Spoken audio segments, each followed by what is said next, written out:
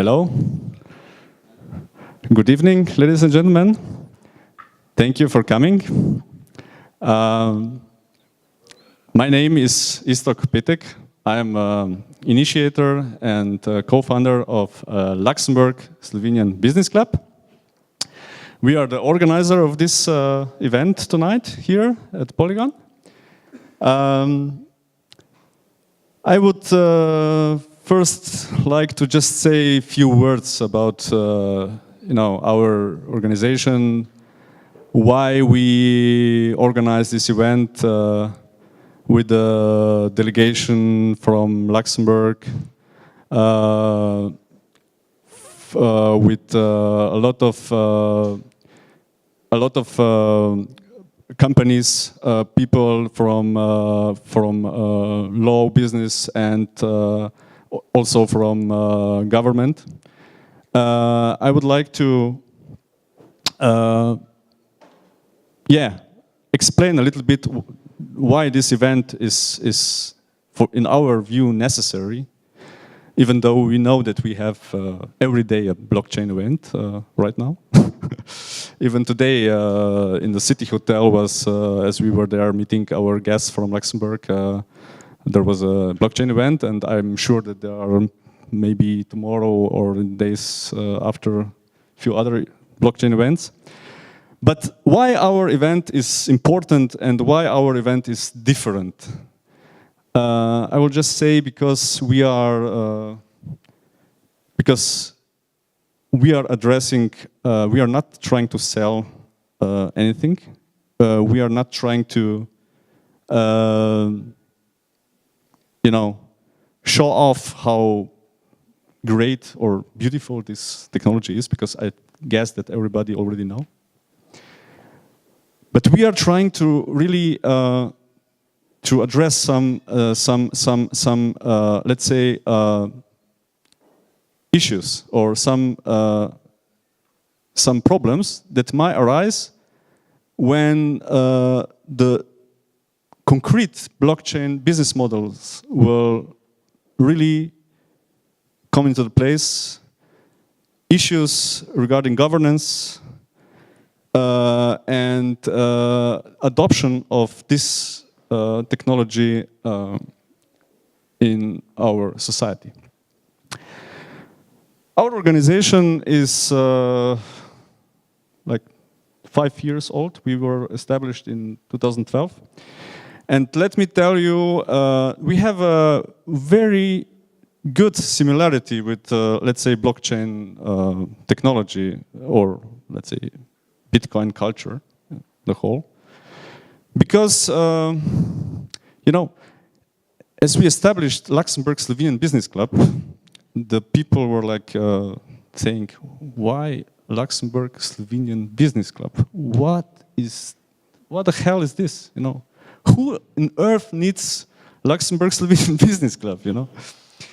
And we were like, we're having some troubles to explain this, because our organization is not bilateral chamber, as it may seem from the name. Our initiative is a collaborative intelligence think tank. And what we are promoting is not, selling of goods in Luxembourg and vice versa, although it's also, we are not against that. But what we are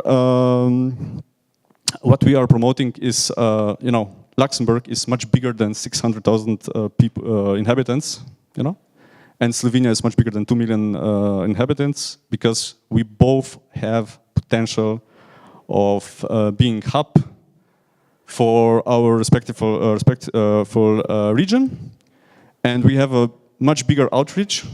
And if we collaborate, and collaboration is the keyword that we are using for our activities, then we are even much stronger.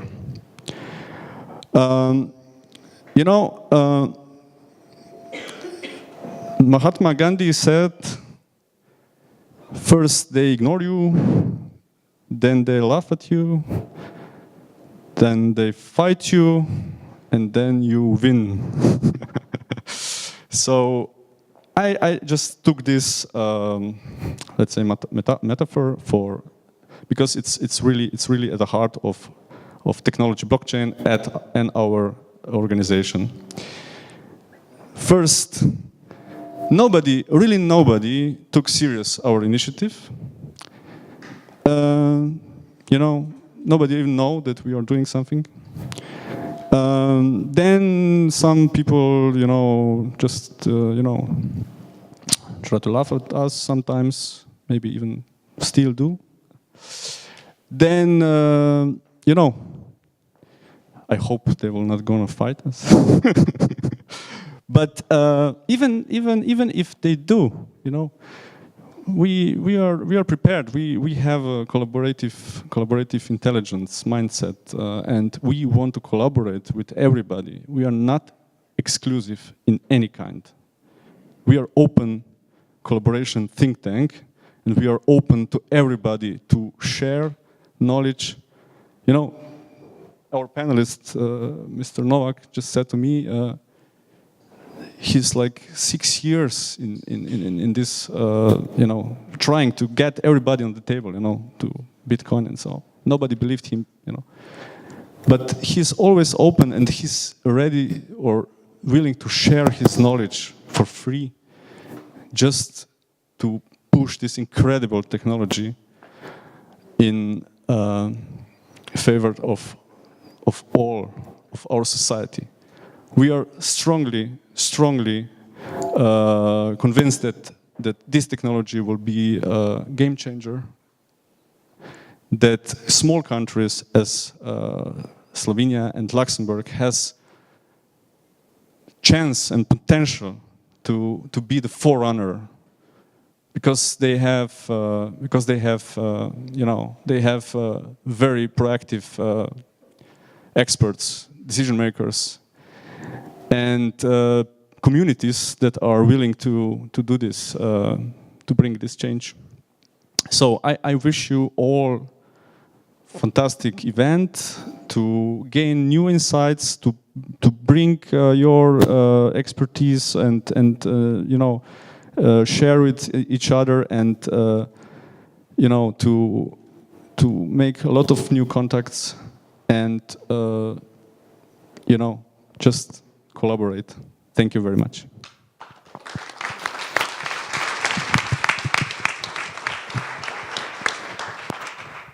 Hello, everyone. Thank you for invitation, LSBC, for organizing a business-oriented event for once. As you already know, I'm Jure Pirs. I'm the president of Bitcoin Association Slovenia. So I'm in charge of the fastest growing community for Bitcoin and blockchain in Slovenia. So the fact that almost 200 people came here today, please make a strong applause for yourself, because this is all what we are doing right now. It's about you.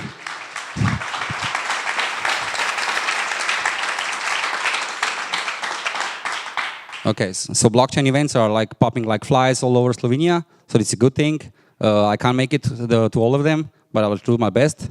Thanks again to Luxembourg Business Club for making some different events for now. So hopefully after the event you will all have the chance to connect, mingle, do some business relationships. And I will like to invite our first panelist here. So that's from my end. Everybody, of course, you all need to sign up to our Bitcoin Association. Bitcoin.si is a place to start. And thanks again for coming. Hope you will enjoy your evening. Thank you.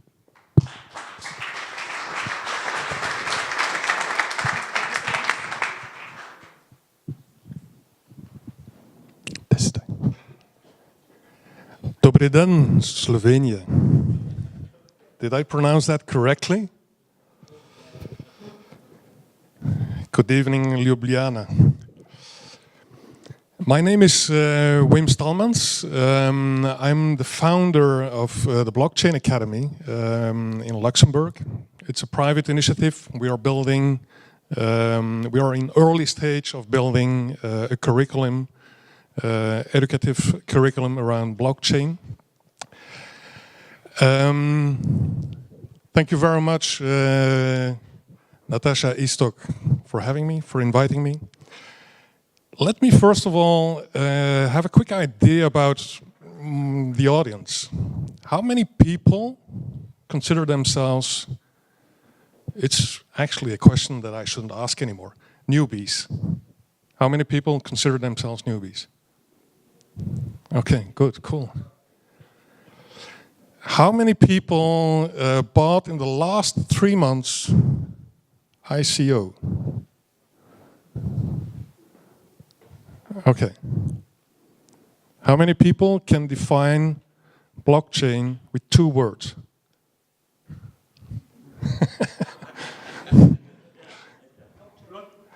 Yeah. Okay, very well. The title of my talk, I have 20 minutes. If I go over these 20 minutes, then you start to wave. I don't have time or so. Then I'll know. The title of my talk is Blockchain Applications Start Thinking for Yourself. So, if today we read about blockchain applications, then it can be kind of overwhelming. I mean, to see the woods for the trees, it's kind of complicated, okay? You read many things. You have on the one side a very simple concept, which is blockchain, which is the 2-word definition, distributed ledger. So just a big Excel sheet with on each line a transaction. And out of that big Excel sheet with on each line a transaction pops an incredible number of applications. So in order for us to be able to start understanding how these blockchain applications come into existence and potentially start to think for ourselves, play ourselves with the elements that are at the basis for these applications, well, I propose that today we create together a small framework. A small framework that will allow us to understand, to start to think for ourselves about these blockchain applications, and potentially to start inventing ourselves, okay? So, if we're talking about blockchain applications, then these applications, they exist on the intersection of 3 categories of building blocks, okay?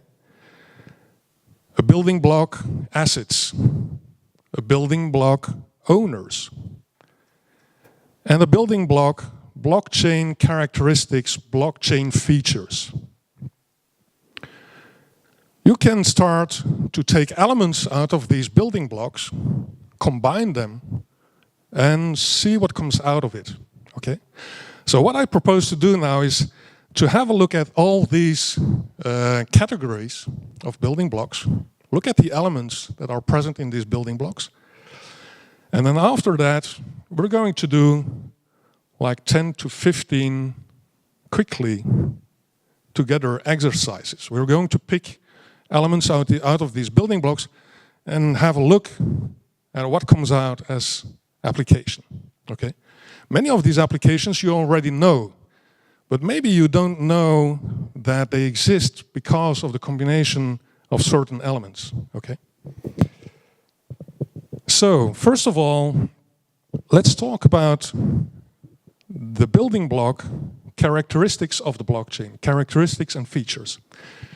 A very important characteristic and feature of the blockchain is the distributed nature, which means that the power of saving data, computing data, validating data, and validating property titles is taken away from a central point and moved towards a community of computers, okay? Very important and very powerful characteristic of blockchain. This distributed nature has also an implication. It is fault tolerant, meaning that even if some points, some participants some computers in this distributed network are faulty or even fraudulent, well, the whole system continues to operate correctly. Okay? Let's move on to some other characteristics of a blockchain. As you probably all know, blockchain is consensus-based. Well, actually, that's kind of very powerful. Okay?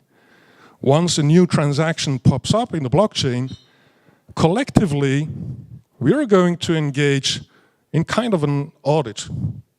Okay?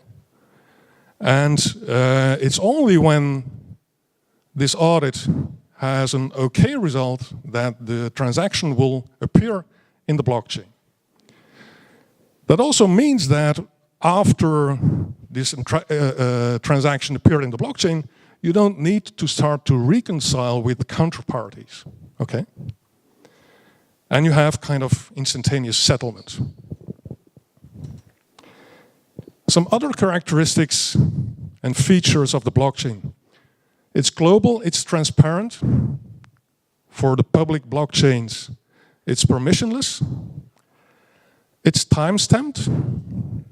And nevertheless, that blockchain is global and transparent, we can exist on the blockchain in an anonymous or pseudonymous way. Okay? So keep in mind all these elements. We're going to play around with them afterwards. Very important characteristic of blockchain is that the database is cryptographically sealed. Once a transaction has been approved by the community and inserted in the blockchain, there is a cryptographical seal on that blockchain that makes it irreversible and makes it immutable. Once a transaction is in the blockchain, it can't be changed, it can't be deleted, it will be there forever in the state it was at the moment that it entered into the blockchain. Okay? All kind of very powerful characteristics. If we take all these elements together, then we can start to say that this blockchain allows us to have one single source of truth. And if you think about it, if you have one single source of truth, then comes out of it the most powerful element of blockchain, and that is digital scarcity. You put in the blockchain the existence of a certain Bitcoin with a certain Bitcoin number, let's say, and it is owned by a certain person, well, that is digital scarcity. You can't have twice that Bitcoin owned by two different persons. Okay? Very, very powerful. Another element, as you may know, blockchain or digital ledger technology is programmable. We can start to add conditions to transactions. We can start to say, okay, this transaction, a transfer of a house from person A to person B, executed in 1 year. You write that in a little code, and in 1 year it will execute automatically. So programmable. Let's have a look at the second building block in the simplified, very simplified framework we are building together. The assets. What kind of assets can we put on blockchain? Anything. Anything that is representable in a digital form, and actually we can represent anything in a digital form, you can put it as an asset on the blockchain. So that could be physical assets, that could be rights, voting, corporate, societal. We can have financial instruments, we can have intellectual property, music, written pieces, written content. certificates, bird ideas, documents, data. And you can start adding yourself, okay? Let's have a look at the owners. There too, any kind of owner can exist on the blockchain. Physical persons, corporations, NGOs. A very important element is that machines too can exist on the blockchain. We could imagine that over the blockchain, an autonomous car pays the gas station, okay? So, bringing that all together, we have our initial framework with the blockchain applications on the intersection, okay? And from here on, you can start to play around. And that's what we are going to do in the next slide. We'll have like 10, so I'm going fast, 10 examples, 10 to 15 examples. And we're going to take each time, essentially, I'm leaving out kind of the owners for this exercise.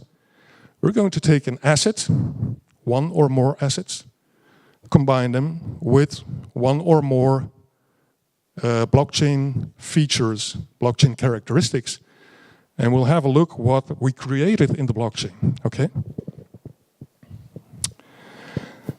Okay, another element I forgot. Each time we do the exercise of combining and seeing what comes out of it, we're also going to see how it is written in the blockchain database. This is a very simplified structure of the blockchain database with my excuses for the line jumps. That's kind of an incompatibility between Google and Microsoft. So very simplified structure with on each line, as you know, a transaction and 6 columns from someone to someone, a certain asset that is transferred, the transaction that is timestamped, you have a digital signature, and then in the 6th column you have conditions where you can put programs, code. Okay? Let's have our examples. Let's take out of the building block assets data. Data is an asset, okay? And let's combine that with digital scarcity. Well, we have what we all know, Bitcoin, okay? And how is that written in the database? So on the bottom of the slide, you see the system sends to a certain person a certain Bitcoin number. It is timestamped, it is signed, and you created Bitcoin. First example. Second example, you can also, with the blockchain, transfer that Bitcoin, okay? So you take the cryptocurrency we just created before, you combine it with other features, characteristics of the blockchain, which is the global aspect, which is the immediacy, which is the consensus. Well, you can start to send digital money from one place in the world to another instantaneously, okay? Again, it is sent, so the way it is written in the database, it's sent from someone to someone with the number of the block of the Bitcoin. It is signed, and there you have it. We can do some identity management. We take as an asset identity, we take as a blockchain characteristic feature the one single source of truth, and we could imagine to have in the transaction below a government that allocates to the citizens an official blockchain identity. Okay. We could have digital rights management. Let's take 2 assets. Yeah, that one is from a long time ago in the meantime. Let's take 2 assets, identity and rights certificate. And let's combine that with the blockchain characteristics. Again, one single source of truth. And you have a usage right management system. Okay? So you have the rights owner who's sending to the buyer of the right a right certificate. It is signed, and there you have your rights management system. Very simple, but very powerful. You could have an intellectual property management system. You take intellectual property, any kind of intellectual property, as an asset. You combine it with the other asset we created before, or the government potentially created before for us. You combine these two assets, you combine it with one single source of truth again, and you have an intellectual property management system. Okay? Let's move on. Reputation management system. From a rating platform to the person that is rated, a certain reputation rating as asset. It is digitally signed, and you have another application on the blockchain. You could imagine a completely new concept, which is called triple entry accounting. Because you have one important feature of the blockchain, which is one single source of truth, we could imagine going forward that accounting systems take their truth out of the blockchain. So there is one single input in their double entry accounting, and that input is already audited. Okay? So you have a triple entry accounting system. Supply chain management. You take physical assets, one single source of truth and transparency, and you have international trade that is more fluent, that is more efficient, where you have less litigation because everybody knows what is going on. Okay? Another very powerful blockchain application. Let's introduce in the examples the aspect programmability, or the smart contracts, where according to certain triggers, which are verifiable online, the transaction will be auto-executed. We could imagine a self-executing option contract. Okay? So the conditions would be like a certain price threshold is broken, and the second condition is like, okay, the option owner declares he wants to exercise the option.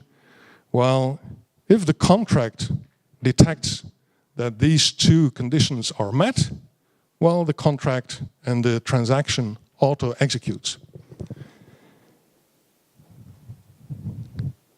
Self-executing insurance contract. Some kind of officially an online verifiable and available damage occurrence has happened, and that could be the trigger in a smart contract for the payment of a certain payout to the person that is insured. Let's have a last example, or the second last. That is self-executing dividend payout. So we could imagine, we saw before triple entry accounting, that you have kind of a completely automated accounting system out of which comes a certain level of profit, and then you could have a contract that has some rules that decides if a certain level of profit has been reached, well, then pay a certain dividend to a list of equity holders. Okay? If you bring all that together, then you can push blockchain application to a very sophisticated concept, which is the autonomous organization. Okay? Where with smart contracts you're going to define the players in an organization. You're going to define their rights.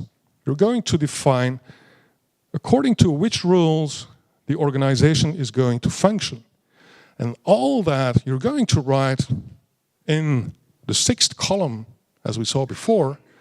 you put a code in there, and you have an organization that can function autonomously. Okay? So,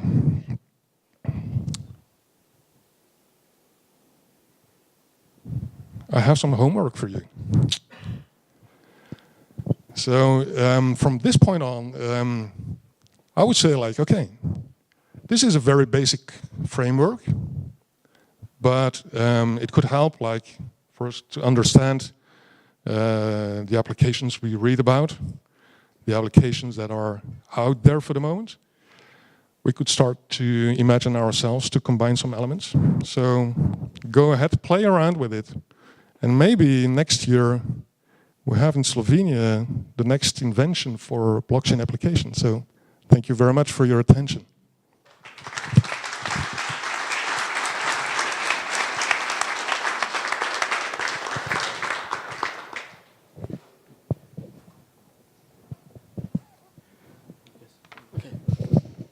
Okay, I was waiting for somebody. So Wim took my tagline, so dober dan. But I can say ja sam Marco Hoenn. Okay.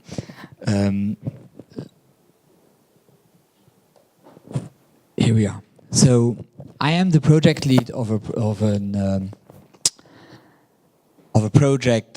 initiative called InfoChain. And actually, I wanted to start with something which is quite important for me.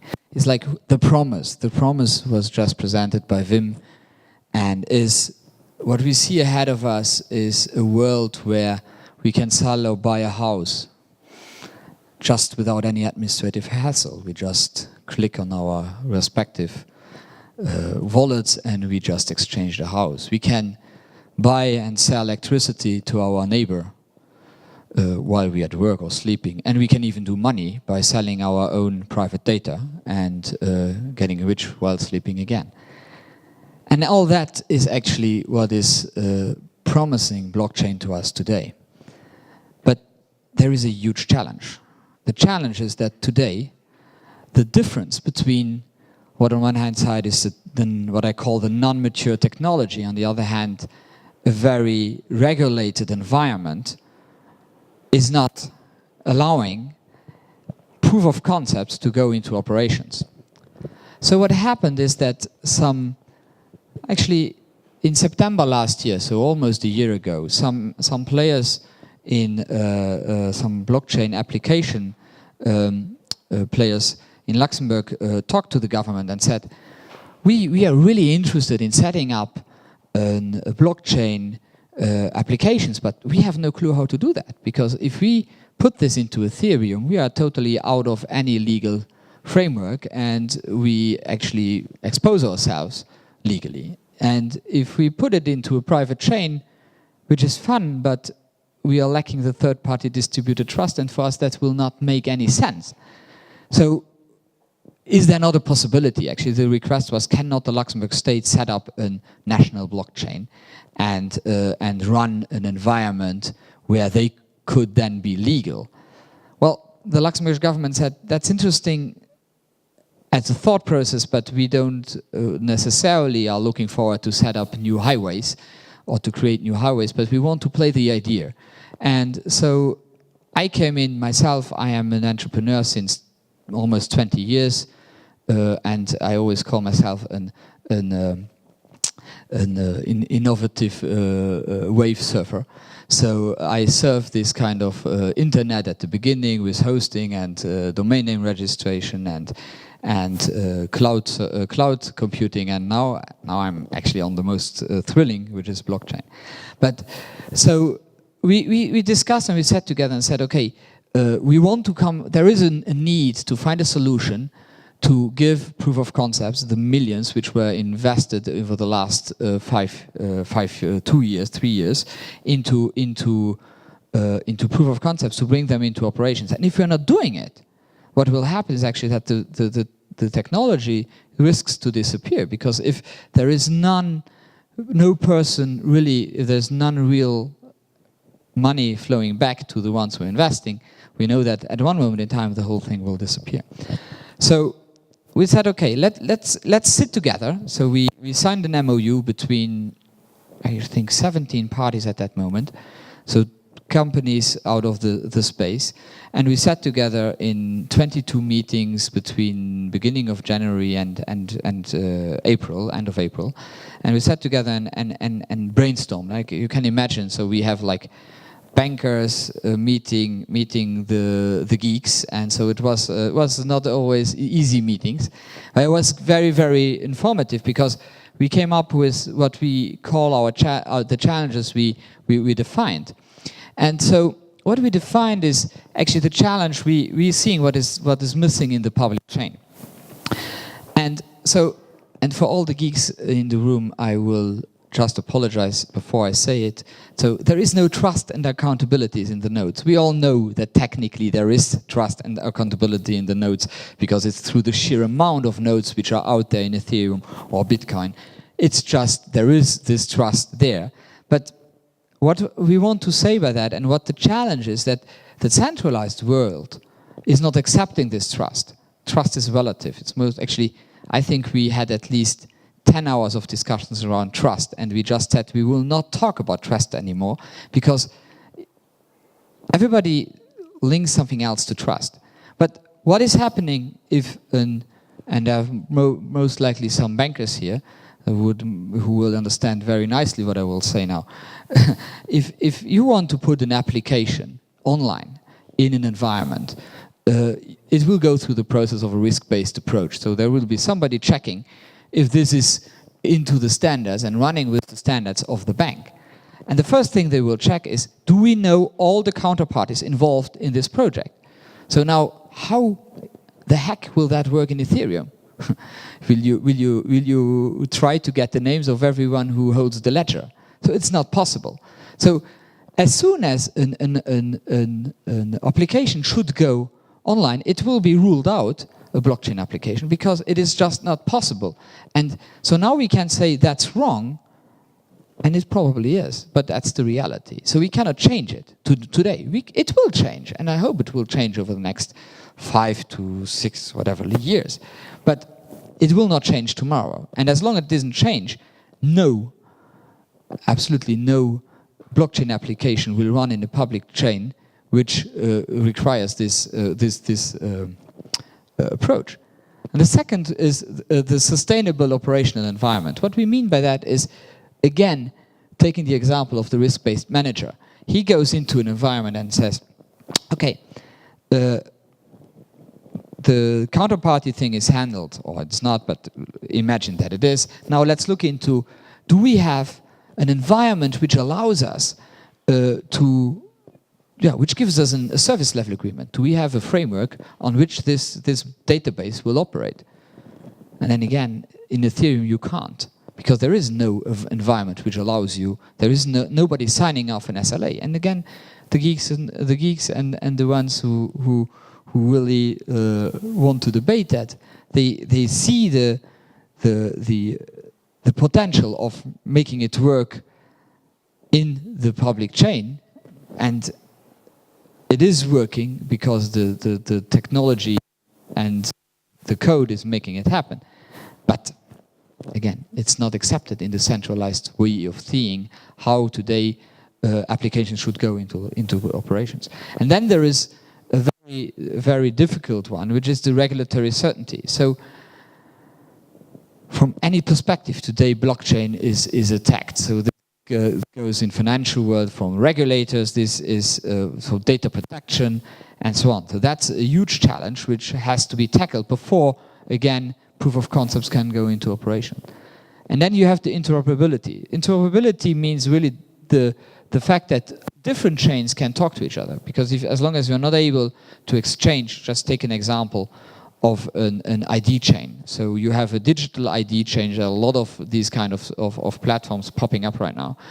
And you would like to run a digital ID chain, and that's great, but then you have to give this ID to another chain so that you can identify the persons, or you set up the whole digital ID approach on every chain. So you need to have the interoperability, which is right now not really existing. So we also looked into the private chain, because there's so much talk about Hyperledger Fabric and the movement, and we hear that some people are able to scale thousands of transactions per second on Hyperledger and so on. All that's nice, but the biggest challenge Hyperledger is facing, and the private chains are facing, is that there is no third-party distributed trust. So I will not say 100%, but I would say at least 95% of all use cases in blockchain are void. If you're not having third-party distributed trust, you better take a good organized other database and you run your you run your database. You don't need to go through the hassle of a very inefficient, not scalable platform like blockchain. Because of the consensus, it's not fast. So you better run it. You better run it in a normal database. And then, in most cases in a private chain, there is no heterogeneous, diverse environment. So technically, you have very often. I can take the example of IBM Bluemix or Microsoft Azure running the same environment. Running in the same environment. So if you run all your nodes on a Bluemix environment, well, you have no heterogeneity on any hardware, so you run risks on that side. And then again, regulatory certainty, and I explained, and interoperability are the given in private chain too. Actually, even in private chains, you have the challenge that you have the right to be forgotten, which is enforced by the global data protection regulation and so on. So you really need to take this into account. So what we are doing is, and what we came up with is, how can we tackle that? How can we assure that as soon as possible we have blockchain applications, that we have wallets on the phones of people, that people are using this technology every day? Because Bitcoin, great, most of us most likely have Bitcoin and have a wallet, but we are the exception. Most of the people out are not using this technology today. And I think the biggest aim we should have is to be sure that everybody uses this technology every day. Because when a technology is out there, it is used and it will strive and it will evolve. But how can we assure that this can happen today, not in 5 years when regulation and technology are meeting? So that's where we said, okay, we have to find a way to come up with an on-top governance which allows us to bridge that gap. And so we decided to set up a host operator certification. So all nodes will be certified. So there will be no private person nodes. There will only be company entity nodes, and they will be certified. This will be an ISO 27001 for the one who knows this. Light environment or certification, but then we tackle the first challenge. Every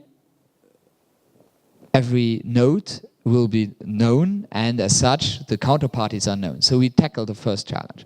The second one is that we will create what we call a last man standing mechanism. In essence, we are creating the possibility to any certified node to say, okay, I run this. I want to give more guarantees on top of, and I'm actually setting up an SLA. I'm giving InfoChain an SLA, and InfoChain then can give an SLA to the blockchain application. That allows us to very easily to make a back-to-back SLA, which again tackles the second point before. And then we created third-party distributed trust through a European network of host operators. I think that's, for me, the most important thing what we're doing. What we are trying to achieve, and the reason why we are here, and I'm so thankful to Istok and Natasha to invite us tonight, because what we are really trying to do is to set up a European-wide network of these host operators and of nodes, so that we have this third-party distributed trust, even so we are more like a private chain than like a public chain. And then the fourth one would be the GDPR blockchain environment, ready blockchain environment. So the global data protection regulation, which is ahead, so we will be enforced in May 2018, will enforce us to really look, or actually was not foreseen. GDPR was not foreseen for blockchain, so unfortunately, even so the technology already existed, they didn't really work that one out, which is a big hassle.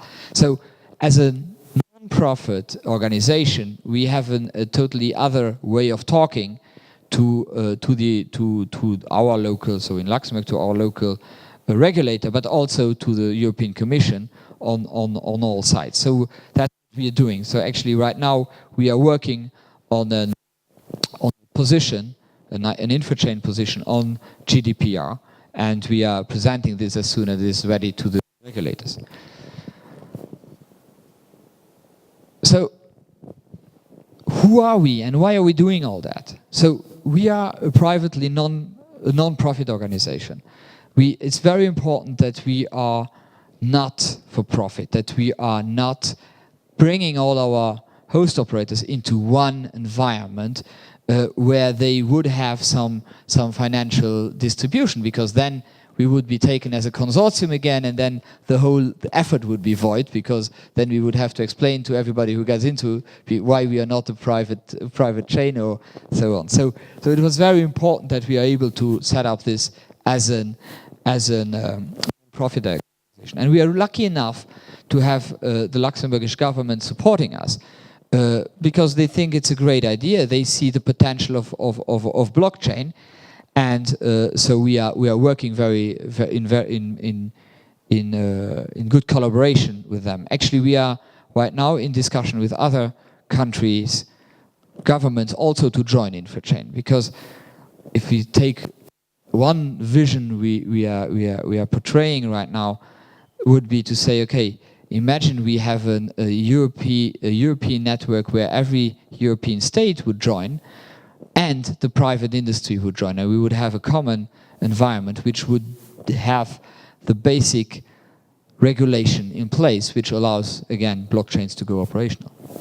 And then, so I said it already, but I like this phrase always, so we are leapfrogging this adoption curve of blockchain. We really see that if there is no environment as the one we are creating coming up, there will be a lack of adoption of this technology. So it's very important for us to the work we are doing. We think is very important, and that's a very important point. We don't see this as a financially only driven initiative. It's not a fintech purely approach. We will have a lot of we will have a lot of new business ideas around healthcare, around public service, a lot of supply chain management. I have to go fast then. And we have to, and we have a lot of powerful use cases right now. I just talked to a person 2 days ago who wants to use blockchain to do food recognition and food callbacks, so like Walmart already does it. So all this kind of stuff is happening, so it's very important. So just to make it very clear how we are standing in the value chain. So on the top you have the blockchain applications. On the lower part you have the permission node environment, which are the independent host operators. And we are the orchestration layer. What we are doing is very simply running the environment in a way that we are. Let's take an example, it's easier. In the future, we're not there yet, but in the future we will be in a situation where a blockchain application just comes to the website of InfoChain, decides we want to have Hyperledger or Ethereum or whatever other blockchain technology relevant at that moment, and they decide that technology. They decide how many nodes they want to run. So they say we want 10, 15, 20, 100 nodes. They decide how many SLA nodes they want, so how important and how secure they want to run their environment. They decide in what countries they want to run these nodes, and then they push a button, and then there will be a deployment triggered on the different independent host operators. So we will not own anything on the node side. It will be totally independently owned. The only thing which is happening here is that every host operator actually agrees to run this community-driven governance on top of their nodes. So, just in a nutshell, we're technologically agnostic, sustainable environment. We create a sustainable environment. It is a community-accepted governance. That's missing. We have accountable host operators. The regulatory compliance ready, and we are doing active monitoring of the environment so that we can even say, okay, this is a fraudulent host operator, and we can rule him out. And we will create, and we are about, that's why we're here, a European footprint. Today we have something like, we have 20 members actually, so we officially created the association in May, the 18th of May this year. So we have 20 companies, most of them still Luxembourgish, but I'm very happy to say that we already have some French ones, and even Ant Financial, which is the technology arm of Alibaba, who joined with their Luxembourgish companies. So we are not going out of Europe, but still. So we are starting to get, and we have very interesting discussions right now with quite big players to join the effort. So why we are here? We are here to ignite and to federate, and I really look forward to discuss with the blockchain association here to see how we can work together, because this is not something where we absolutely want to federate, because it's really about to make all our lives easier and using blockchain every day. So we're creating country boards right now, and I had this discussion with Istok and Natasha now some, I don't know, 3 months ago, and we said, okay, what would be possible? And we are looking into setting up preferably 28 country boards, which will have as a role to animate the network of host operators and to promote the go-to operations of blockchain, really promote the fact that we have to go to operations. I think there is no time to lose here. It's fed up with proof of concepts. What do we have to gain with something which is not earning money? So we have to come up with the real stuff, and for that we need the environment to do so. And then as third point, to liaise with the local authorities and regulators, because it never makes sense that somebody else takes a plane, comes to Slovenia or any other country, and then tries to convince a regulator that that's the right way to do. So that's how we that's what we want to do, and we are here to discuss with anybody who could have an interest on being involved somehow into InfoChain, and I would be very happy to talk to him. I thank you very much for your interest. Thank you.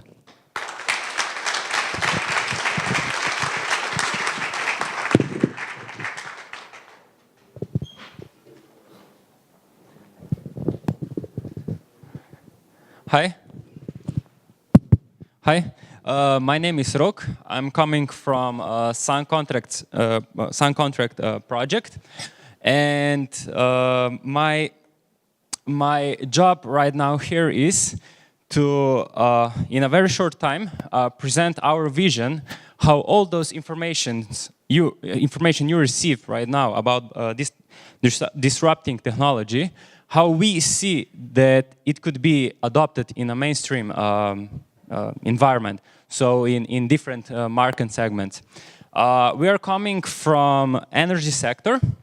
Most of our team is coming, team members are coming from a company established in 2009 and has dedicated history from investments into different parts of energy sector, renewable sources like solar power plants, heat pumps, energy efficiency, etc.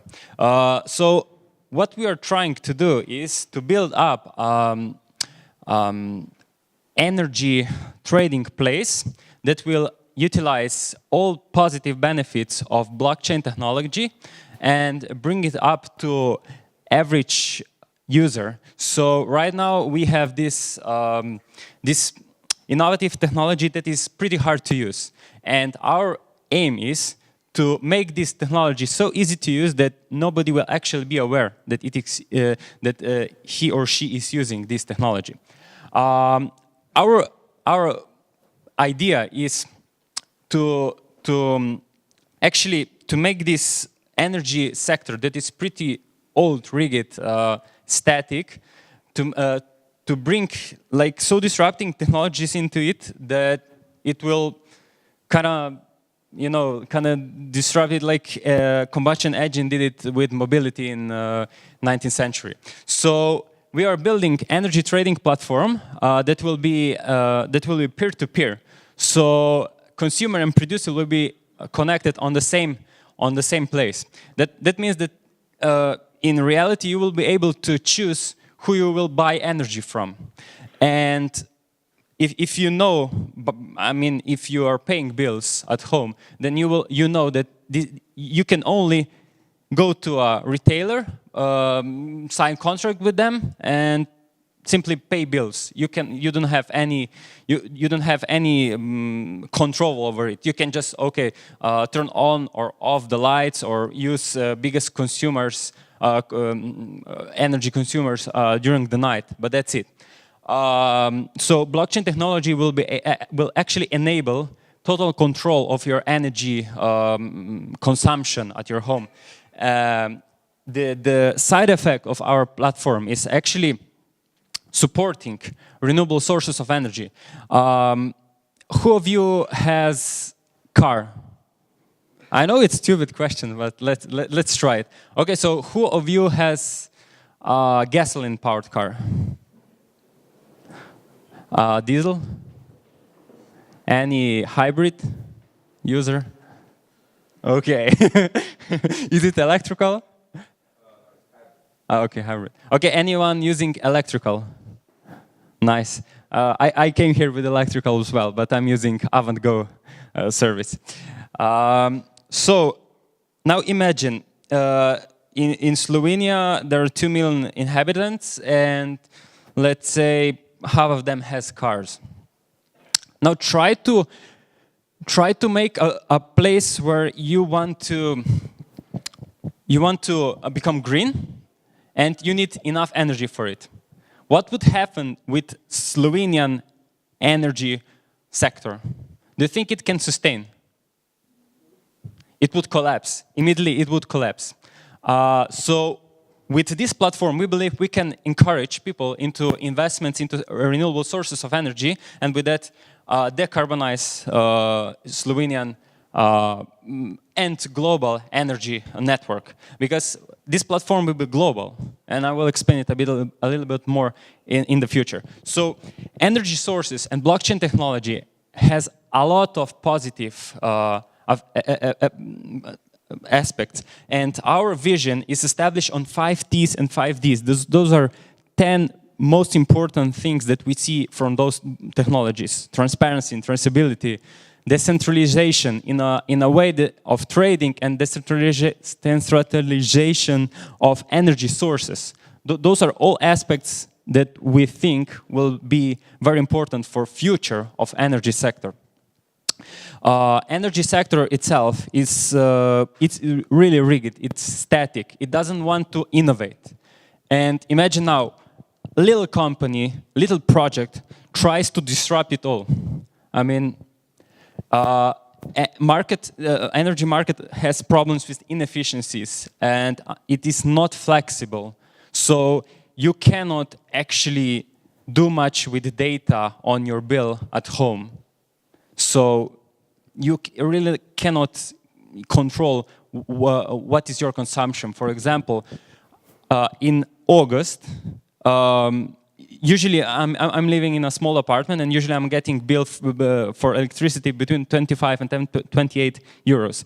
In August, I was 10 days on holidays. I received bill for 31 euros.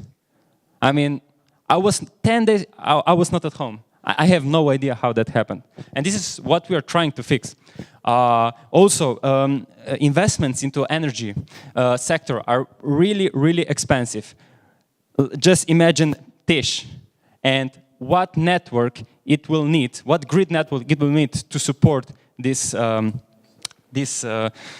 this power that it will distribute.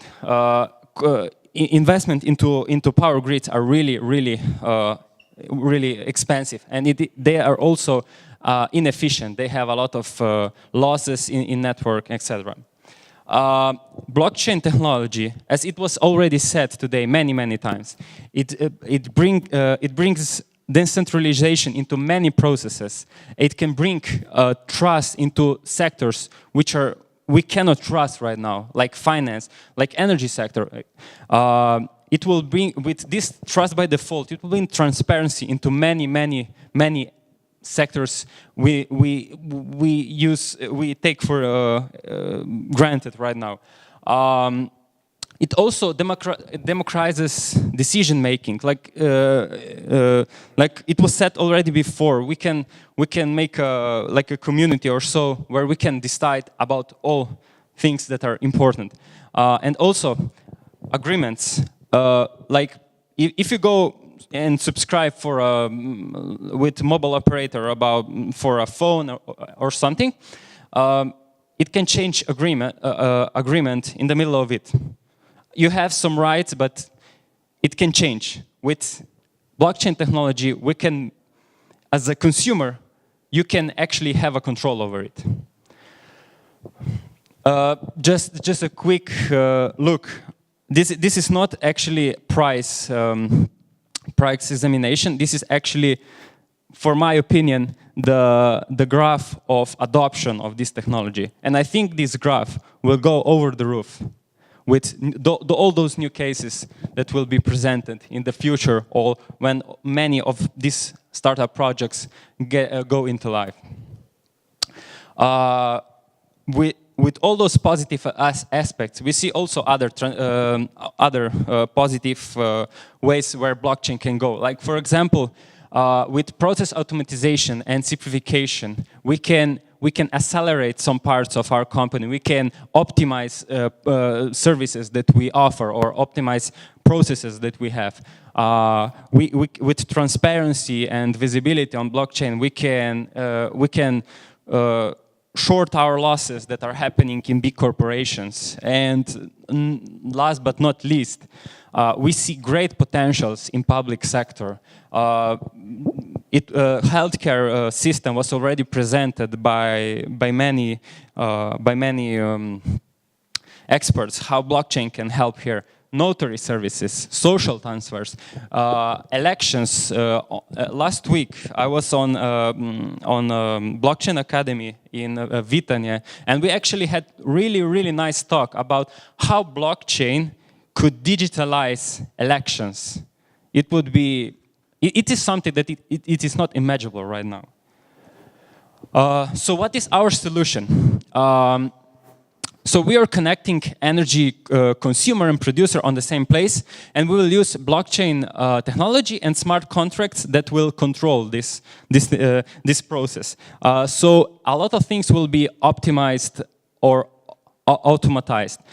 With this technology, we will improve our service. We will improve general service that you are used to in energy sector, and you will have better user experience because of that. So you will be able to control many of processes at your home. Automatization of processes will optimize many things, like they will bring transparency, traceability, and lower operating costs that are happening right now to classical retailer companies. And side effects, as I already mentioned, it will be transfer from classical sources to renewable sources of energy. And with that, local self-sufficient energy communities will be established. So with traditional sources, you have to have big power plants from where we transmit energy into cities, into industrial zones. with renewable sources, we do not need to do that anymore. We can have local production and local consumption. There is enough sun, there is enough wind, hydropower to power all the world. But on the other side, we'll offer still global solution for all the world. I think it was not mentioned today that blockchain is also opening gates into new ways of raising funds. So we had to raise funds for our project, and we raised it through Ethereum blockchain. And for purposes of those purchases and on our platform, we issued SNC token. We issued like roughly 123 millions of our tokens that will be used for purchases on our platform. I just wanna say few last things about energy market. Energy market is so big that it is measured in trillions and trillions of dollars.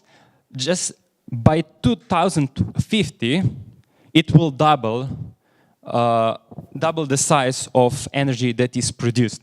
And for that, by 2040, there will be $11 trillion invested into different sources. 60% of those sources investments will be for renewable sources of energy. So there is huge, really huge potential, and we think with those investments, decarbonization will come faster than we can imagine. Okay, I have just a few moments. Okay, so one last thing. I was speaking already about crowdfunding potential into with blockchain technology, but I just wanted to express one last thing. Yesterday, I read in one article that in Switzerland they are developing a truck, pickup truck for rocks, for dirt, that is transferring a lot of tons of those materials from one place to another. And actually, it has to go upwards, load the dirt, and go downwards to unload it. And when it goes downhill, it uses a lot of kinetic energy for brakes. Now they came up with a solution where they put 700 kilowatt hours battery into this truck. So imagine 10, 15 cars. And actually, when it goes downhill, it produces more energy with braking than it actually needs in its life cycle. So actually, it will bring back energy into grid. Those are potentials of those innovative technologies in energy sector. Thank you very much.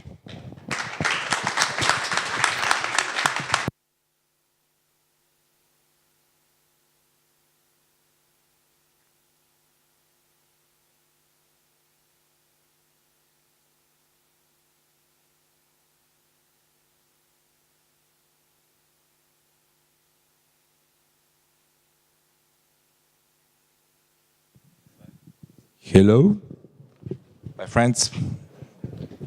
Go up.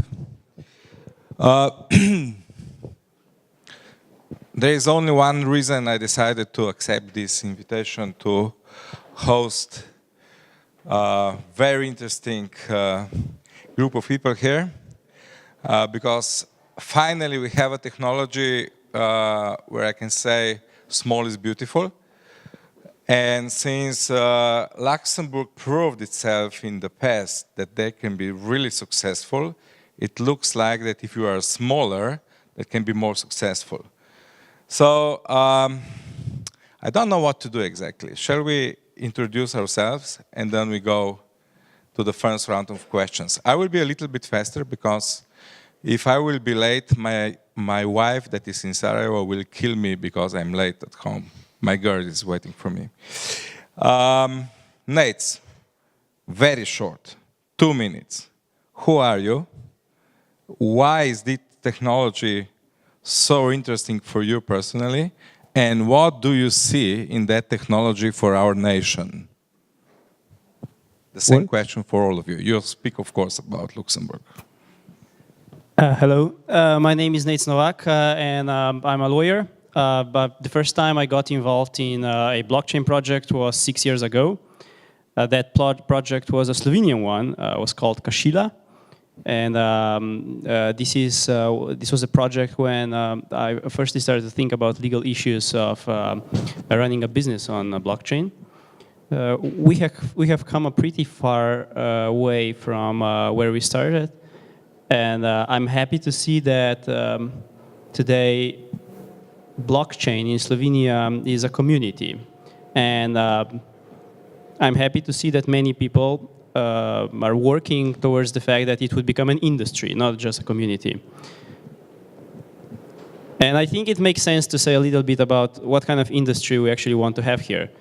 And I'm going to describe you two things that happened to me in the last months. And I think that they are great to explain what we want and what we don't want to have. First one is that one day a phone rings and some guy calls and he tells me, I want to do an ICO and I've heard that you could help me. And I was like, oh, that's really great. What's your project? And he said, I don't know yet, but it's really good timing. And I told him that I have no idea what ICO is and that I wish him a nice day. This is something we do not want to have in our industry. And the second thing that happened to me, and I was really interested in it, and hopefully we'll manage to execute it also, is that this summer I met a bunch of guys which are of a mixed age and mixed backgrounds. What they have in common is that they invested into something right after commencement of the financial crisis. And they sold it a couple of years ago, meaning they made a lot of money. And now they're thinking what to do with it. And they came to us and they're like, we have a really good idea for a project, for a service. And they explained it to me, and I'm sorry I can't share it with you. But then they said, we're interested in tokenizing it. And we're not interested in offering tokens because we need money, because we obviously have a lot of it. We're interested in the tokens as a way of how to interact with our customers, how to make them a part of our project, a part of our service. And we see that this technology can enable this more than any other technology we've seen so far. And this is a bunch of guys who are 50 years old, and they're thinking about how to work with the millennial generation. And I would like to tell you many more things, but now Zainal is pushing me. And my conclusion would be that we should, as a community, enable, each from our perspective, a business environment that's going to enable projects like this to be developed, to grow, and to be successful. Because this is what this technology is about, not something else. I have to stop now, sorry. Mr. Mužović? Thank you. Hi. My name is Darko Mužović. I'm director of Office for Money Laundering Prevention here in Slovenia. We are a governmental body. We are a body under Ministry of Finance. Our opinion is that blockchain technology is the future. And this future also brings with her some threats on the field in which we are working. So we must manage all dangerous situations. For example, for money laundering and terrorist financing. So we, with all other industry and representatives of this industry, are making some legal framework for just to be on the safe side of the law and to work in line with all regulations. Thank you. So we have a governmental body, and they are absolutely the good guys in all aspects you will see. Mr. Zupan, Bitstamp. So hello, my name is Vasya Zupan. I come from Bitstamp. I'm CEO of Bitstamp with the company just above a year. And my background prior to that was a lot of startups, some turnaround management, and new media. So I'm like really diversified background. To Zanel's question, what does blockchain technology brings to Slovenia as a country? I think it's a wrong question, because always new technology brings a lot of opportunity to whoever wants to take it. It's not about country that much as it's about initiative, about taking decisions, about taking risk. This doesn't necessarily depend just on the country and the framework. Bitstamp, originating, as probably most of you know, from Slovenia, but has a license now and is domiciled in Luxembourg. It's just like in any entrepreneurial world, the founders found a way to get framework and the environment where they could prosper and build further. We as Bitstamp are really we are probably one of the most conservative institutions or operators in the field, in the market, between exchanges. We really look at blockchain technology as decentralization. There's a lot of talk about ICOs, we heard a lot today, and there's a lot of misconceptions and misunderstanding and misuse of both technology and opportunity that's there. I believe there will be a lot of cleanup time in near future in that area, and that's probably another opportunity, because whenever there's a lot of change going on, there's a lot of, let's say, environment with disturbances, there's always opportunity. And there's maybe for Slovenia, maybe for some other country, it's a global thing. It's this decentralized global thing. So just thinking about local environment, I think it's too narrow. Vasya, it seems that you lost your patriotism. Somewhere is gone. Huh? For years abroad, like in Toronto, in Prague, I love Slovenia. No one of local people really understands how good quality of life we have here. Yeah, thanks. So how good quality of life we have here. I think this is vastly underestimated, understood in the local environment. But I mean, nationalism and like patriotism, we are 2000 and what? Come on. Okay, so I fully agree with what he said. This is a nice place to be. It's a beautiful country, so that's the second time I'm here, and I am really pleased to be here today. So I'm Patrick Kutsch. I'm the Deputy Director of the Governmental IT Center, and also board member of InfraChain, the non-profit organization that was presented by Marco. So first, a small disclaimer. So what I'm going to say here is my opinion. So it's not the opinion of the Luxembourgish government. So just to make it clear. But about Luxembourg, so glad you asked. So we are small, and small is beautiful. Just like you said, in the last, let's say, 12 months, maybe we created, or we are starting to mine asteroids. At least we created the regulatory framework that's needed for asteroid mining. So, and we also very recently created the concept of e-embassies. So we have the Estonian e-embassy in Luxembourg, which is something completely new. And I think this shows that actually, when you are small, agile, and you have short ways for discussing and taking decisions, you can create really innovative stuff. And this is something that you guys could also do. So, and this is something I think that's related to the size and to the agility of a country. So that's the. Do you think you have more passion? Do you have more guts to do it? No, I think anyone can do it who has enough agility. You just need to go for it. Huh? Yeah. You're smaller, but yeah, about a quarter of your population. You have a track record like Slovenia.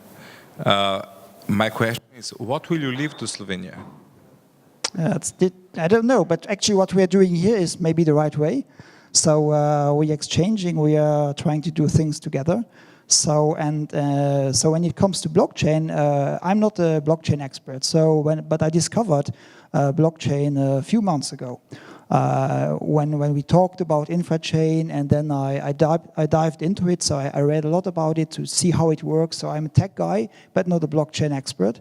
And I was absolutely amazed about the technology. So it's really a fantastic idea, but it will not be successful on its own. So we have to make it successful. It will not just come like that. It has really to be used, and we have to train people and to explain, and that actually it will not go from its own. Actually, we have two people from Luxembourg, actually. You're actually from Luxembourg. No, my question is, since you have the experience both with Luxembourg and Slovenia, we were trying to do different things here and there. What are the key differences, and maybe what can Slovenia learn based on your experience? How Slovenia can make you happy? Okay, I'm happy in Slovenia, to be honest. Yeah, it's cool. The other part, you know. The other part, the business is maybe sometimes a bit more slow.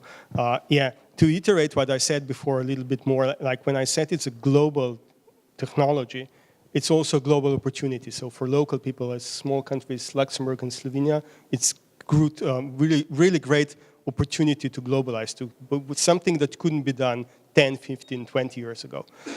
Now, Luxembourg and Slovenia, comparing those, it's a bit hard. We have to be fair. Luxembourg, I think in the radius of 500 kilometers from Luxembourg, and it's mostly flat land, there is 75% of European wealth situated. So it's a bit different situation, I think.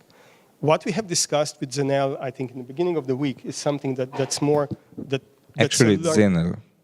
You should learn in 20 years. 20? More than 20. Yeah, more than 20. Okay, so what we discussed in the beginning of the week, I think it's about a lot about attitude. It's about taking responsibility at the end of the day. What we see with Luxembourgish regulators and what we hear about mining asteroids and stuff like that, you cannot do that if you are not able to take your own responsibility and your own decisions. If you want to be progressive, you have to make up your decisions, and you have to stand behind them, even if sometimes you are wrong. And this is what I see is lacking in this environment. As we heard before, the government is making sure that we are inside laws, which is absolutely okay and is the right thing to do. But Luxembourg, I think, is doing a bit more than that, is sometimes going in uncharted territory when there are no explicit laws here or explicit rules. I think, I'm not sure, but I imagine they don't go and ask EU Commission for everything that they want to do. They are just kind of more progressive, and this is what we are lacking here. Attitude of being like, of taking this responsibility and moving ahead. Mr. Novak, Nates, actually. You know, we spent quite some time together with Nates, a few months. What is your experience? So it looks like his experience is not that good, maybe. What is your experience with the government, with the ecosystem here? It's surprisingly good. Maybe that needs some explaining. But I think that for everything that is new and as disruptive as blockchain is, I believe that the environment needs to adjust to it. And every environment needs time.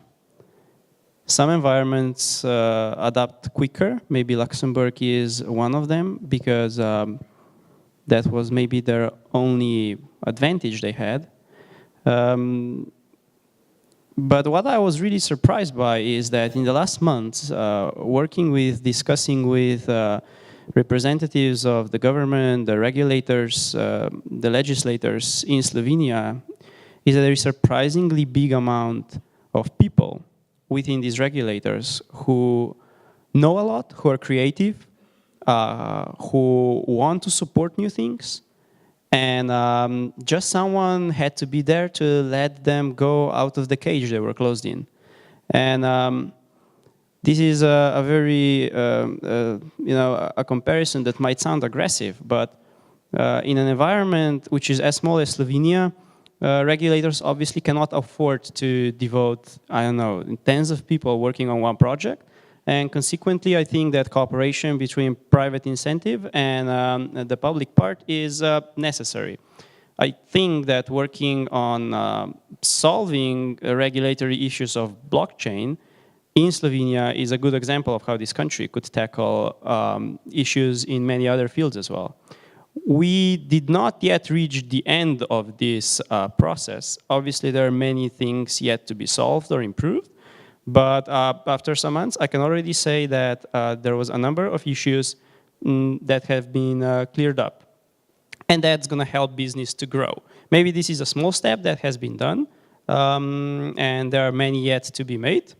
But I can say now that in sense of blockchain, many issues from the field of banking regulation, from the field of securities legislation, from the field of anti-money laundering, also from the field of taxes, has been already cleared up. And this is all know-how that is available to Slovenian entrepreneurs. And my last thought is... Why is that important for Slovenian entrepreneurs? Well, because if you want to prosper in a certain environment, if you want to have a high living standard, not just you know, a lot of woods and a lot of greenery, but also people who can afford to buy cars which are run on electricity and they don't drive all diesel cars. You need to enable them to work on projects that generate enough added value per employee so they can have high salaries, so they can buy something like this. And that you then can have politicians who can promise higher pensions, even though they don't really know where the money for the pensions comes from. It comes from the private initiative running projects with a global reach from a country like Slovenia. Here we're not going to live or enjoy high living standards if we're going to be selling goods and services to each other. There is only 2 million of us. But if we have a business environment which enables running a business with global reach, then we can have a very nice place to live in. Mr. Mužović, you had a nice opportunity to work together with this fine guy on your right side. You are leading quite an interesting regulatory body. And they say that you are actually presenting some kind of benchmarks on the EU level. So your rules are quite hard. On the other side, we as the industry, we want to soften it a little bit. And on the other side, I've heard that you are quite enthusiastic about this new thing that is emerging. How can you do it? Well, saying that I'm enthusiastic maybe is too much, but I'm realistic. Or at least positive. I'm realistic. For example, in the past we had experience with one of the most hugest exchange platforms. And for the reason of a legal framework here in Slovenia, they had to move abroad.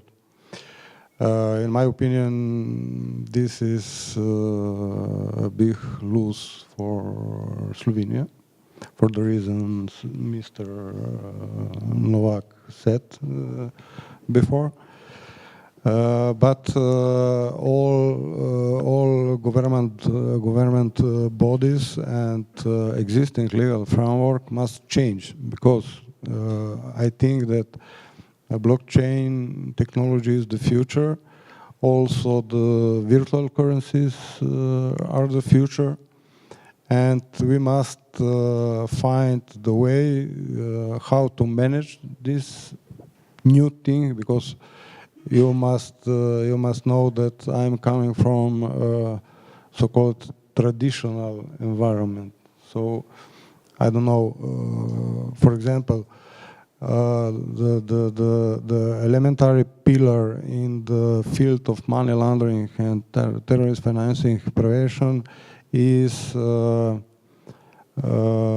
face-to-face identification. So if you are going in the bank, to open an account. The bank must see you in the face to see your ID, to take your data and to verify this data. In a world of blockchain technology and virtual currencies, this is almost impossible. So our biggest challenge now, and I think that in the future we have to collaborate with industry, with you, is how to reach this pillar of identification of the customer in way blockchain technology is working. So without face-to-face identification. Now we having procedure one by law, which is talking about video electronic identification. Maybe this is the first step of this request of know your customer without have the customer in front of you. But in the future, we must find together new ways of identification of customers, just to avoid the threats money laundering is imposing, and to facilitate the business. So maybe this is strange from the mouth of one governmental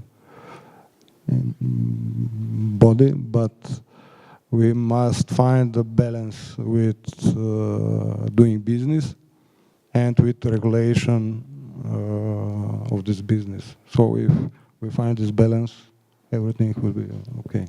You know, so we have ICOs, we have the possibility that the good projects, we can get the money globally all around. Without identification, real identification, this will not be possible anymore. That's why this thing is so important. While the regulation is quite strict on that. Maybe the fourth ML directive was adopted in, I don't know, 2015. It was transposed in Slovenian law in November 2016. But just today, the directive is changing. It will be amended.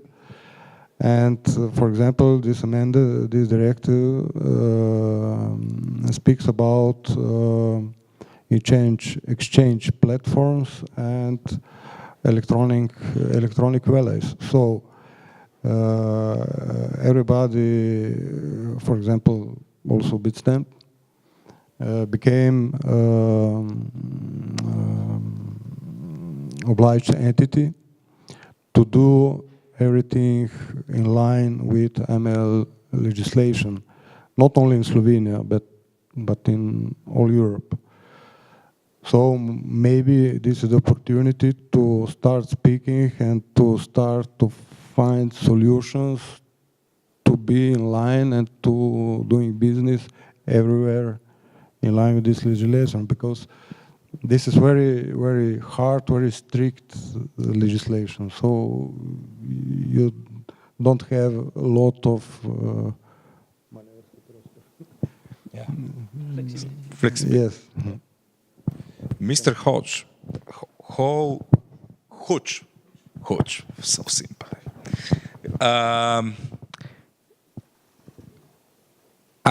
It looks like that you are not coming from European Union, that Luxembourg is not a party. So you're doing strange things. You took over the fintech industry. You are actually, it seems something completely different.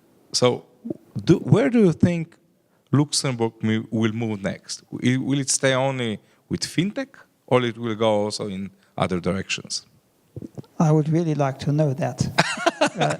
Yeah, and But you're following your media, so maybe it's a little bit. They say something else. I don't have the crystal ball. No, I have no clue where we're gonna go. But for sure, we have to find new opportunities. We had steel long time ago. That's gone. So everybody worked in the steel industry in Luxembourg. That isn't there anymore. So we became a 100% service-oriented society. So banks and IT and data and service. So that's the way to go. But where it will actually lead us, I don't know. So you are small and future ready. We are small and future ready. Let's say we are agile enough to take the challenges. Vasya, you come from Luxembourg. What can we Slovenes really learn from Luxembourg? What would you take from them? Well, what I learned there is that the society is really working in a kind of, they try to negotiate things, they try to agree on things, move things forward. It's not just about, not about arguing, but much more about consensus. Yeah, but that is because they're much smaller. It's much easier I don't know. to... Maybe it's just culture. I simply don't know. But it's definitely, that's something that when you talk to regulators, they try to help you find the solution, not just point you to what you are doing wrong, which is quite a difference. And I'm not an expert on compliance at all or legal. But Bitstamp is definitely in favor of regulating more than it's regulated today, our industry, the exchanges. So we are in favor of we are kind of promoting and supporting the idea that exchanges should not be just registered, but actually licensed in EU, because that's something that we think is the right thing to do. We are following what was discussed before, all of the AML procedures and everything that has to be done. And maybe, really this is like a little bit too edgy for me, but maybe they have the ability to interpret the regulation in a bit more flexible way than we can. I don't know how and why, but EU is the same, so they cannot just go completely different. I guess so. So the account opening, KYC rules in principle are the same, but they still found a way for us to do it digitally. And we are one of the best cooperators with Interpol, with state prosecutor. We really work with them closely. One of the best cases in the industry. So I'm not sure, it's definitely good to modernize the legislation. This has to be done.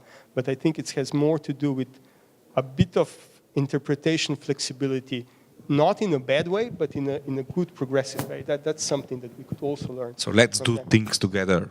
Let's move them further. Yeah. What is interesting here, I didn't hear that before from you, is that you're actually looking a little bit more in advance where the industry will go. So they always say, oh, those guys at Bitstamp, it is impossible to open an account there. Yeah, we are really hard. Yeah. But you are functioning on laws that are not present yet for your business. We started to self-regulate really before even we got the license. So now with the license, we are even more strict than we used to be. We think the industry will consolidate. Obviously, the states cannot allow this to be just someone running wild around with ICOs, no KYC, nothing. This cannot go forever. So we see our opportunity in the field where we do not want to kind of disrupt the world in the way that the blockchain technology, cryptocurrencies will completely go out of the system. We want to integrate with the system. We think this is the right way to do it. And this also calls for regulation, self-regulation, where there is no regulation yet, because you have to look ahead, of course. Yeah, there is a bunch in terms of exchanges, those who know the business. There are some of them who don't ask anything from you. You just have to have an email, you open an account, and you can trade a certain amount, and there is no one checking you, nothing. Yeah? And those guys probably, and I've heard from the cases that did try to look what it would take them to get a license, and their response, kind of reaction was, oh, that's just too much. Let's just milk it while it goes, and then we'll close it down. And that will probably happen. I hope sooner than later, for the industry, for everyone. So this gives another perspective, Bitstamp. Nate, you are the master blaster of the DAO, decentralized autonomous organizations. You know how to run an ICO. Can you finally explain us what were you doing for the last 4 months and what is there good for Slovenia and Slovenian projects? Now that I have your microphone, you can't stop me from talking anymore.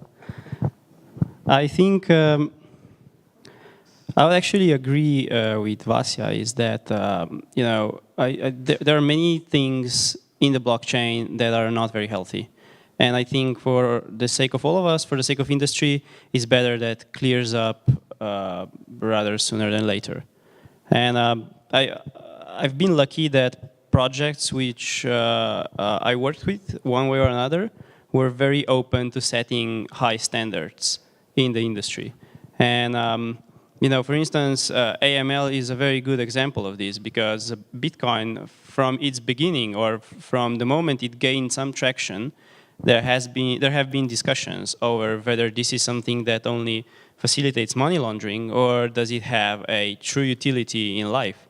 And I think for every blockchain project today, it's very important that it implements adequate AML procedures to show that, if not else, you know, to show that it cares about the AML issue and that it wishes to fight it. And I think that is a very important part of corporate identity of every blockchain project right now.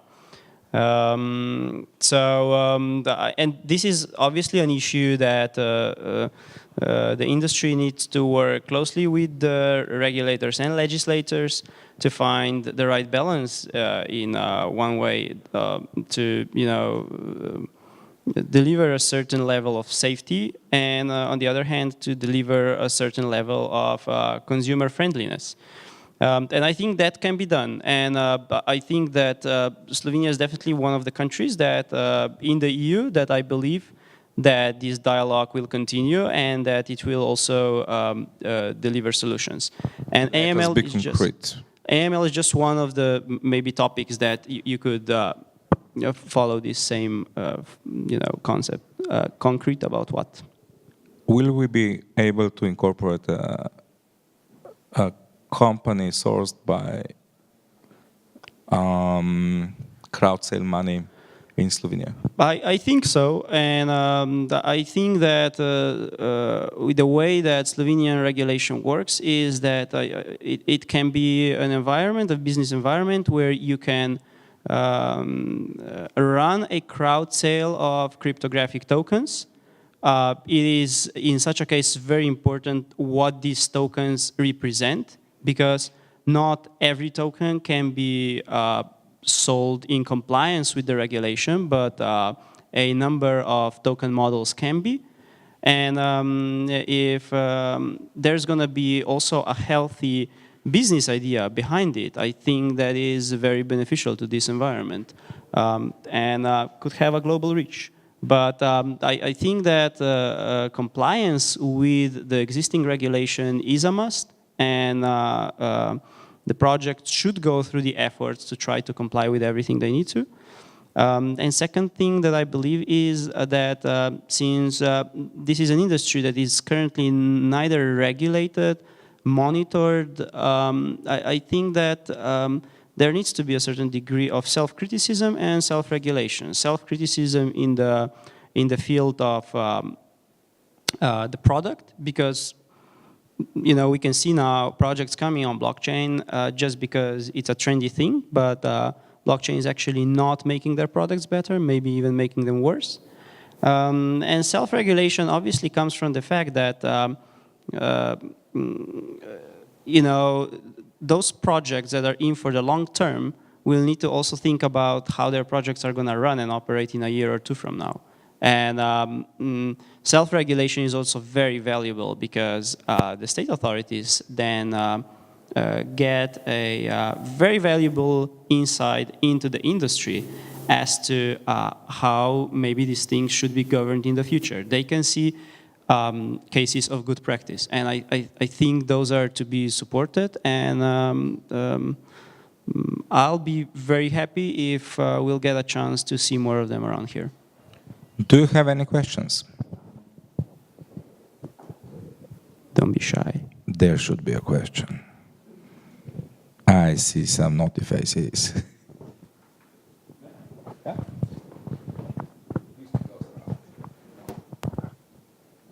Yeah, just to open up this discussion, because I think that there are a lot of questions, but just people maybe need some introduction. I would like to really ask Nate's Vasya, because he has this insight, you know, in Slovenia and Luxembourg and so on, and probably also other countries a little bit. How is Slovenia just, you know, like in terms of entrepreneurial potential and let's say regulatorily mindset, yeah, measuring up in the EU 28, you know, frame, you know, how do you see the, you know, Slovenia could, you know, be the forerunner? In terms of the Slovenia in the regulation area, I can express again, I think we are a bit too rigid and we don't see opportunities, too slow to move ahead, and taking the responsibility of making decisions is something that we are lacking. Because it's always risky to decide to, I don't know, regulate the asteroid mining today. It's like, it's a bit of a precedence for sure. It will be a lot of discussion for that. It's good that discussions like this are happening. Maybe too late for the crypto and for the ICOs, because we are already quite far ahead in many other areas, but it's good for the future projects because there will be other opportunities in 5, 10, I don't know how many years. So it's more important about changing the mindset. And yeah, that's it. And the same question to, if you can tell, Patrick, you know, a lot of countries probably you run through some, you know, like let's say brainstorming, you know, which countries are more prosperous in the way, you know, that they will be forerunners. What do you think? Well, actually, I think that Luxembourg is quite unique in this way. So I haven't seen many situations where I could see other countries at the governmental or regulatory level having the same flexibility. So most of the time I see more rigid ways of working, especially in the big countries. So that's definitely the case, I think. If you take the example of InfraChain, so you can see it's quite easy in Luxembourg. So we gathered around the table, so the government said, okay, let's help. And well, the result is that the government is founding member, is putting funds into it, is operating. Today we have a test, a blockchain running on Ethereum. We are, as a government, operating also nodes. So it's for me it's quite simple. You just have to do it. You don't have to ask questions, can we do it, or is it a good idea to join these guys and to really, yeah, so of course there are hundreds of questions popping up all the time, but you should just go for it. Thank you. Thank you. I saw a question there. Nice try. I have a question for all 5 of you. So Slovenia is becoming one of the hubs of blockchain technology. My question is, why do you think Slovenians are so keen on raising funds through ICOs? Can I answer it? Because VC system is not developed here. This is the simple answer. Maybe 2 things to this question. One is that what Patrick mentioned is that in Luxembourg it's possible to sit down with the regulators, with the government. This is the same thing actually that happened in Switzerland also, and this is how they started their blockchain industry. But I also need to say, and I'm not trying to be nice, but really objective, is that we are right now having the same opportunity here in Slovenia, because the regulators and the government is also sitting down with the industry, is organizing events, is I can say this honestly, not because he's sitting next to me, but the anti-money laundering authority held meetings. They started looking into things. They're thinking about how to both monitor and assist the industry in the upcoming years.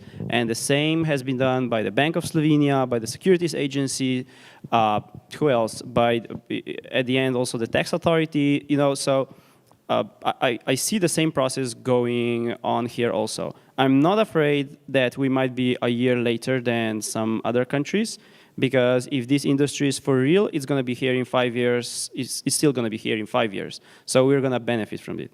When it comes to crowdfunding, I think blockchain is not just about ICOs. And ICOs, I think what's going to happen with them is that we're going to have cases of token crowd sales that are going to be a new business model. This is a token that is unique. It's a business model we've never seen before. It's the token that gives, what I mentioned before, users this ability to be more closely integrated in the project.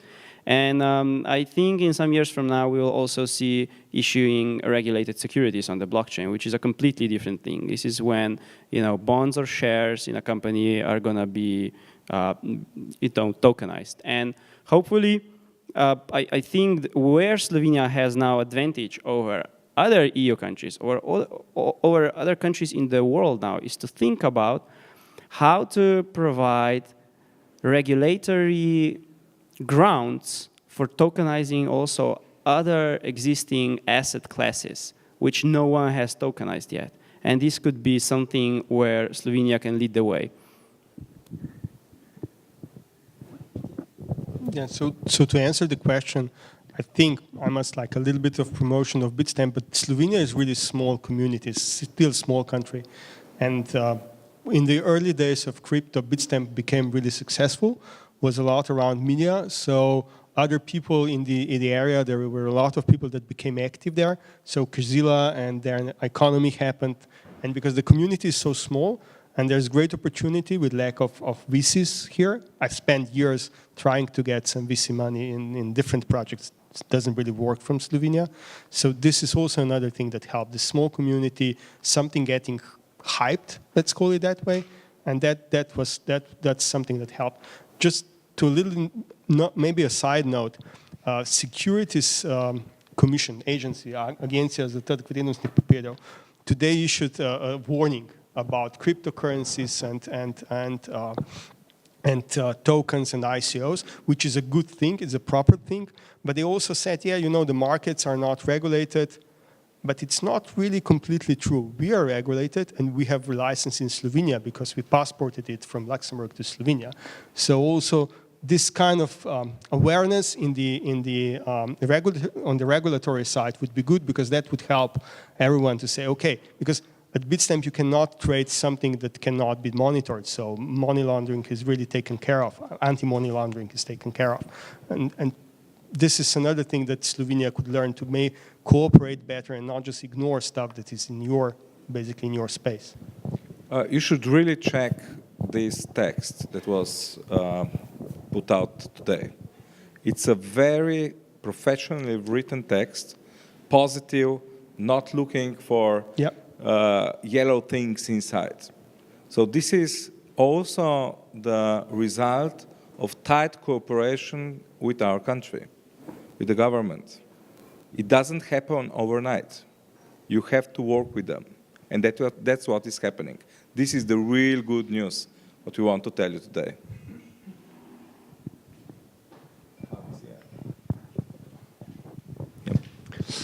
have a question for Patrick.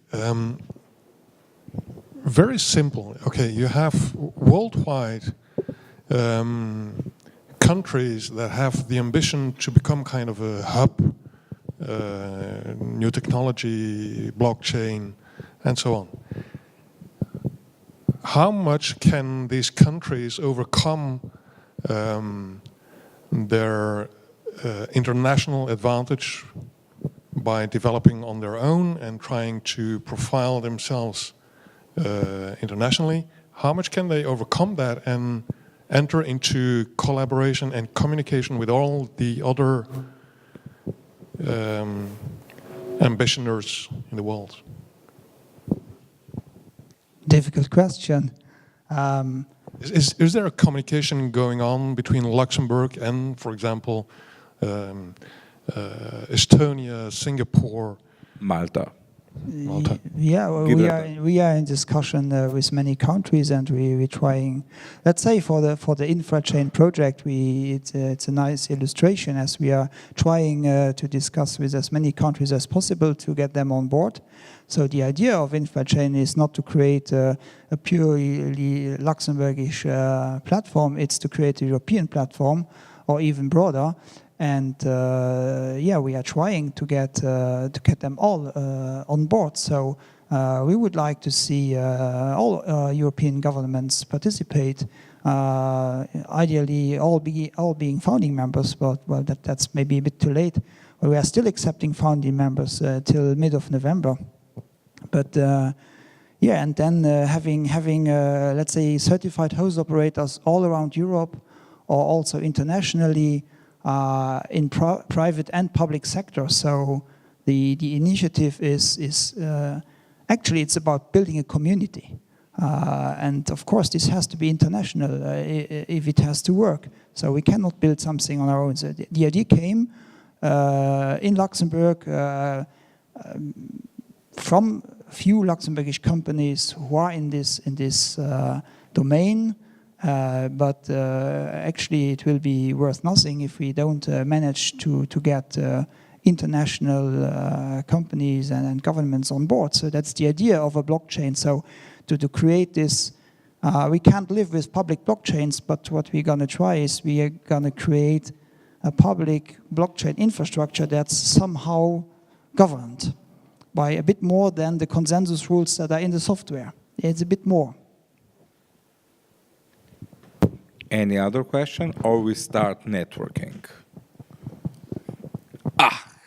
Damn question. Hi, my name is živo. Just one comment. Although Slovenia used the opportunity as forerunner blockchain, I think it has already used this opportunity. The question that remains in my head, though, is can we maintain this advantage as a forerunner? I just came from Barcelona from the blockchain summit, and I saw plenty of ICOs spending lots of money on advertising, and they were mostly Russians. And we know Russia is big. We cannot compete on the sheer amount of money we have in our pockets with Russians. And then one of my colleagues from Russia mentioned that actually when you have so many Russians on one place, it can mean two things. It's either war is going to break out, or there is lots of money involved. So my question is, how can we like maintain this advantage we currently have in blockchain space? It's quality, quality, and quality. All right. And work, work, work. But extremely good observation. Thank you. Networking.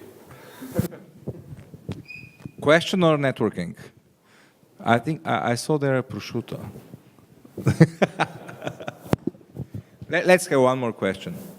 Who will do it? If there is no question. I have a question. Oh! So how many ICOs are here? How many people in the ICOs? Just raise hands. Oh, not that many. I was expecting more. Okay, maybe at the end, a final thought, a few words. what do you, something for the audience to remember? Nate, you're good in these things. Short one. Now I'm under pressure. I don't know what to say so shortly and memorably. I think that in some years from now, we would not be discussing so much the blockchain world or the present world, but we would be discussing new business models and a technology that is very fascinating to do certain things on it. And I think that there are many more exciting things to come. And I wish everyone in this space to come up with great products, great services, and really prosper in the sense of also building great companies. So I'm pretty optimistic about the future, and that would be my message. And I hope that attitude is kind of going to spread. Hasta longer. Thank you. I think this technology is the future, and with dialogue and cooperation, we can change things in a better way. Thank you. Government is with us? Maybe our office is with you.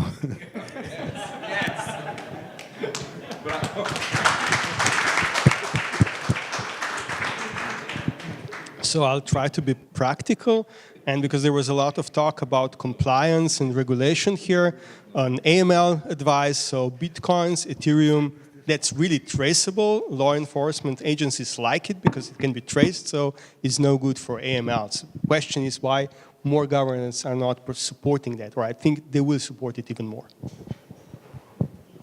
Yeah, I fully agree on traceability. That was also something I discovered, because the global opinion is that it's actually not traceable, and when you dig into it and look at it, how it works, actually it's completely traceable. It is auditable from the first transaction to the transaction that has been done 10 minutes ago. So I don't know what to say. Maybe so something that can remember. So I would suggest all of those who don't have any cryptocurrency today, any Bitcoin, that when they come home, or maybe the next days, they grab or they generate a wallet and try to get some Bitcoins, and to start to get familiar with this technology, because it will be something that will be around for the next years. Thank you very much. Thank you very much. Have a good time.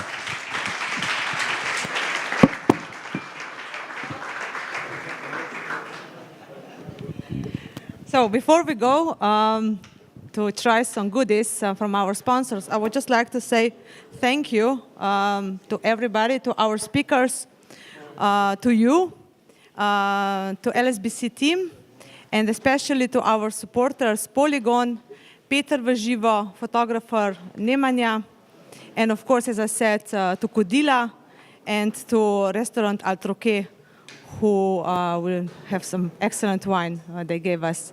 And also would like to invite you to take some stickers.